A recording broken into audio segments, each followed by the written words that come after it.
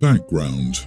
My 26 female sister, 25, has always been an attention hog, and our parents encouraged it. She's also a mean girl. When we were kids, the adults loved her and thought she was such a perfect girl, but to me, to our cousin, she was awful. She was a bully. A few times she would actively tell me when she planned to take attention from me on my birthday or graduation. She was like that with our cousins as well. Sometimes it was getting attention on her and getting whoever's birthday it was in trouble. She made up so many lies about us, so I ended up going low contact with them, her and my parents, as adults. I know from my cousin she hasn't changed at all. The last time I saw her was before the global issue, and she tried to say I stole her food. LOL. I got engaged in 2018 and I'm getting married later this year. My fiancé and I have everything planned. My sister, on the other hand, got engaged last year and announced her wedding day as the same as mine a while ago. All our cousins said they would go to my wedding. This led to her and my parents reaching out after being in low contact with them for 6 years and saying we should do a double wedding. I'm not going to lie, I found it such a ridiculous request and said so and told them I would never do a double wedding with her. They act like I was so rude. Now the flying monkeys have started coming for me in the form of aunts and uncles who think I'm selfish for refusing. They say I might have had the date first, but I could accommodate since my sister is always left out by my cousins and me. I was accused of being a bully for saying I would never do a double wedding with her the way I did. They said it was so nasty. So, am I the idiot? Maybe I was a little overdramatic and mean when I could have just said no and left it alone. What kind of complete idiot books their wedding on the same day as their sister, then demands a double wedding? Go no contact with all the ones having a go, tell them to go screw themselves and their enabling behaviour. Your sister is completely the idiot and they all are for supporting her. Block every single one of the flying monkeys. And congratulations, you saved money on the guest list. Agree, she'll need that money for the security personnel to keep her sister from crashing OP's wedding. This story is hilarious. Clearly, the sister tried her old antics of stealing attention away from OP, but it backfired when the cousins decided on OP's wedding instead. It must have been shocking to find out she's not that popular. OP, this is a hill to die on. She's chosen this date because you chose it and can't handle you getting the attention. LOL, the fact that the monkeys took more issue with OP refusing a double wedding than OP's sister choosing the same day show how bad things were for OP growing up. Cut out the lot of them. Those people are idiots to force you to do a double wedding. OP should also be on the alert for signs of wedding sabotage. Password protect everything related to wedding vendors and venue. I can see sister trying to sabotage OP's day when she doesn't cave to her demands. Exactly, holy crap. Password protect everything to do with your wedding so it can't be accidentally cancelled. Get security and make sure they know who is and isn't allowed in the wedding and who can touch the gifts. It sounds like your sister was looking for a free wedding in addition to mutual family attention. I doubt your fiancé's family will want to do a joint wedding with your future brother-in-law's family. Congratulations, have a wonderful wedding free of their drama. My older brother is unemployed, has almost always been unemployed and has no intention of ever working.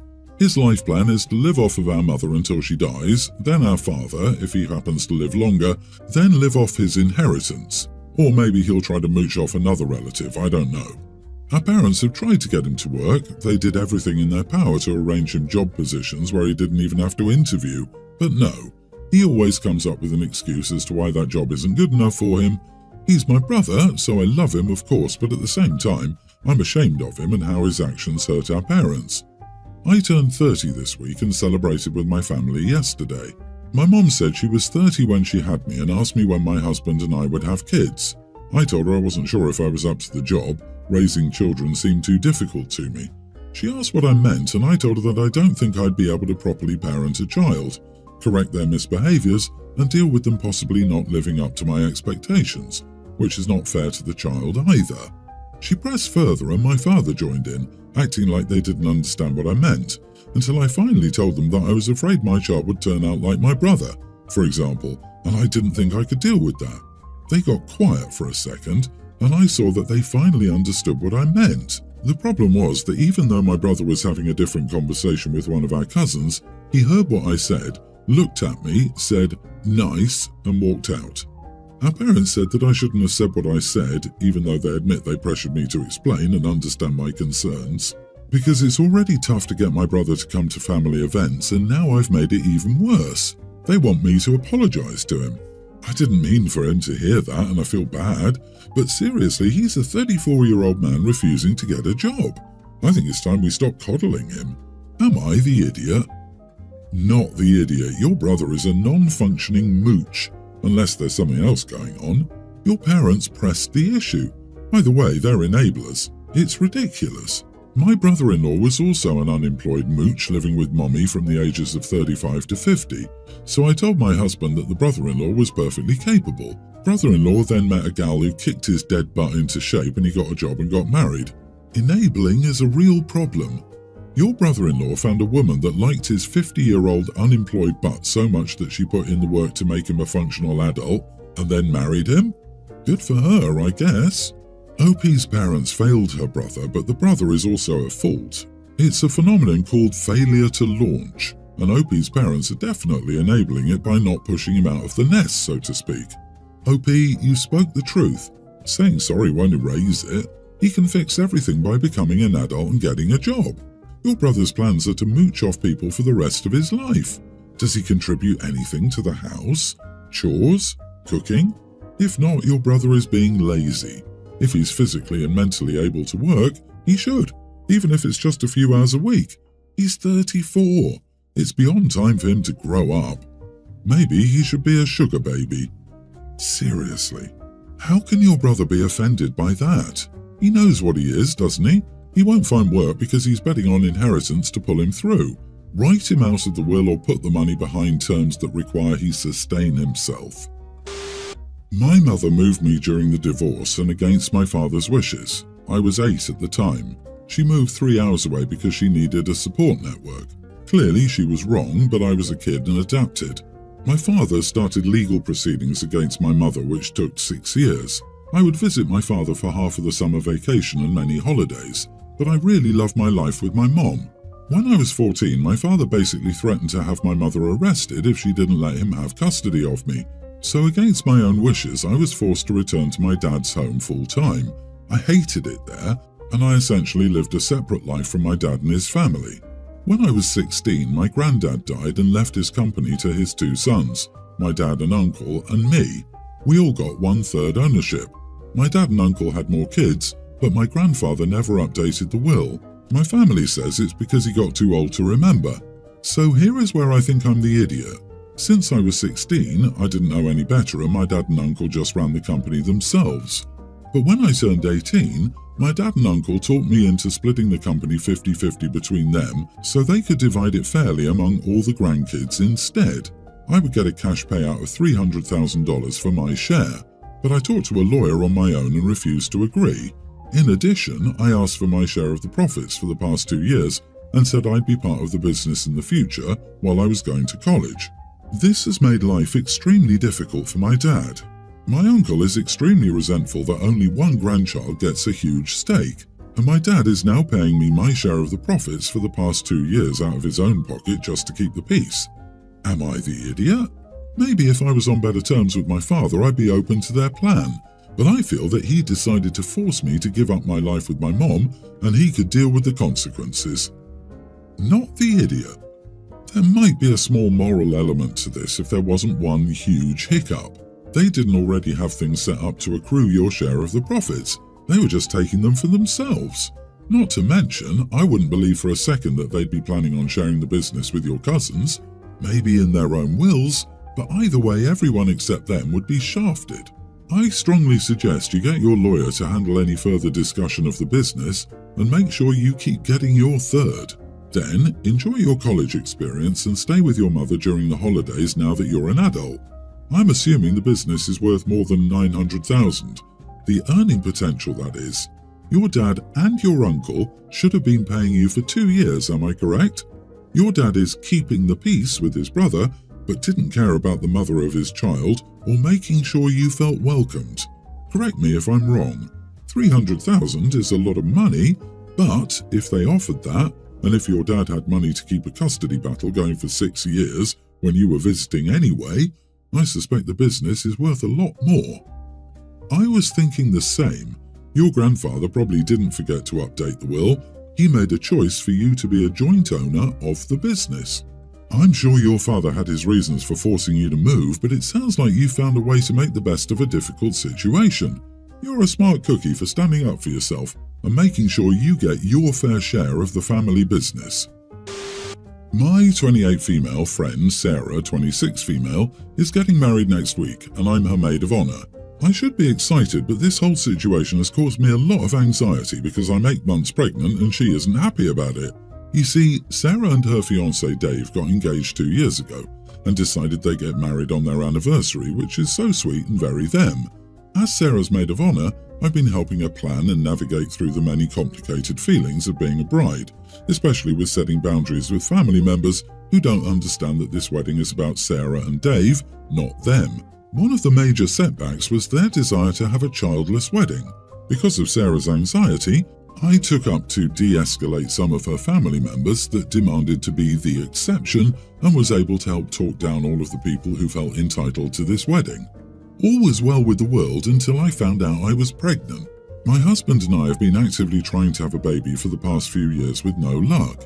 I have some medical issues that make having children extremely challenging for me, and when I found out, I thought Sarah would be happy for me, but she told me I was incredibly selfish. She did the math and figured out I'd be due around the date of her wedding, which, she reminded me, I knew about well in advance. I tried to explain myself, but she wouldn't hear it. She said if I were really her friend, I would have planned around her wedding. I told her I realized she was hurt, but I wasn't about to put my plans on hold for her. She got even more upset. She didn't understand how I could spend all my time telling her loved ones not to bring children to her wedding, only to turn around and do it myself. I was shocked. I'm not due until the week after her wedding, so technically I wouldn't be bringing a baby to the wedding. She then expressed how she was concerned about me going into labor at her wedding and started crying. I assured her that wouldn't happen, and for the past couple of months she's been repeatedly bringing this concern up to me and making comments about my body changing and the pictures, etc. She's mentioned more than once she's worried I'll be taking attention from her, and now I'm starting to believe it. Last night, some of the other bridesmaids went out drinking with Sarah, and I guess my pregnancy came up again because I've received quite a few texts and snaps telling me that I'm a bad friend and don't deserve to be part of this wedding. They've even called me an idiot for planning my pregnancy during the wedding. Am I the idiot? Honey, skip the wedding and lose the friend. You are not the idiot. The fact that you would have had to put off getting pregnant for 2 years to make her happy because, let's be honest, there was no acceptable time for you to become even a day pregnant other than after her wedding. Friends are happy when their friends get pregnant. Friends are not friends when they're worried it might affect their big day. She's not a friend. She's an utter horror and has good gal OP so twisted up she can't see it. Agree, drop this diva. This whole wedding culture has gotten completely out of hand, so the bride expects everyone she knows to center all their major life events, including family planning, around her stupid wedding. The entitlement and audacity that comes with weddings are ridiculous. I would bow out of being maid of honor and let one of the harpies take over. Life is too short for nagging witches. She cares more about herself than you, and the nerve to constantly bring it up. I wouldn't be surprised if she purposely tried to stress you out because she knows it harms the baby. And the nerve of these other friends. When you have difficulty getting pregnant, there is no real planning. You try and try some more and you'll never get pregnant. I'm so mad about this. I get rid of the whole friend group. I'm a teen female and my mom, her husband and I are currently in therapy. For this, we will call my mom's husband Jim. My dad died when I was 6. A year after, my mom met Jim and fell in love with him. He helped Mom heal in a way therapy wasn't able to, the way nobody else could. Jim and I got along pretty well. At times he tried a bit too hard to be a parent when he and my mom were still dating, and at times it felt like he wanted way more from me than I did from him. Before their wedding, when I was 8, he and my mom told me they wanted to know if I would like to be adopted by Jim and to call him Dad. I said no. Jim asked me if that would change, and I said no again. They did drop it, and to their credit never pushed it after that. When I was 9, my mom had a baby boy, and a year later she had a baby girl, followed by another baby boy a year later. I do love my half-siblings. but I've always called them my half-siblings. Mom asked me why I used half, and I told her that we had different dads.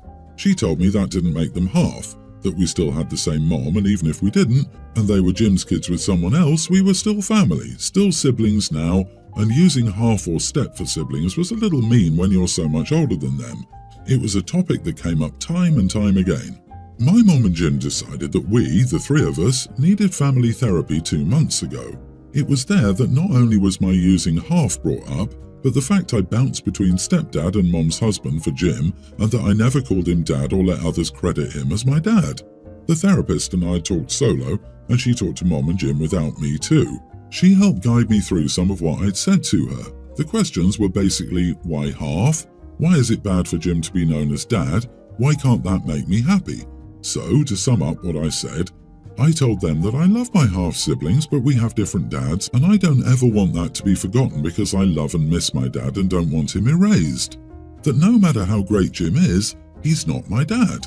That I'm glad Mom has him since Dad's gone, but it's important for me to let it be known that I'm my dad's daughter, not Jim's, and that it's a feeling that isn't changing for me, that I don't want it to change, that I'm still happy with how things are. Mom and Jim were so unhappy with me for saying that. They said I was wasting everyone's time and their money if I was adamant about not working through my feelings on that and learning how to accept Jim can still be my dad, and my siblings can just be siblings, and it doesn't erase my dad. I said I didn't need that to happen. Am I the idiot? Not the idiot. If it's so easy to change how you feel about something, why don't they change the way they feel about you honoring your dad? And I truly don't get why that's so important for your mother and stepdad. It is the way it is, and nothing they can do can rewrite history. Does your mother really want that? Is she ashamed of your father? If so, that's too bad, but not really your concern. OP, ask your parents in therapy if, God forbid, Jim died while your younger siblings were still young and your mom married again. Are they okay with Jim being erased? Jim's replacement being called Dad? And when they tell you it's not going to happen, point out it already did. A happily married man with a young child died, and he probably didn't expect it. Didn't expect his wife to want to erase him in the future, no matter how nice her new husband was. Keep stressing to them to confirm that the erasure of dead parents is okay. In the non-existent event of your mom passing and Jim remarried, would your mom want you to call his new wife Mom? I don't think she would. They are both hypocritical. They don't get to decide how you are supposed to feel.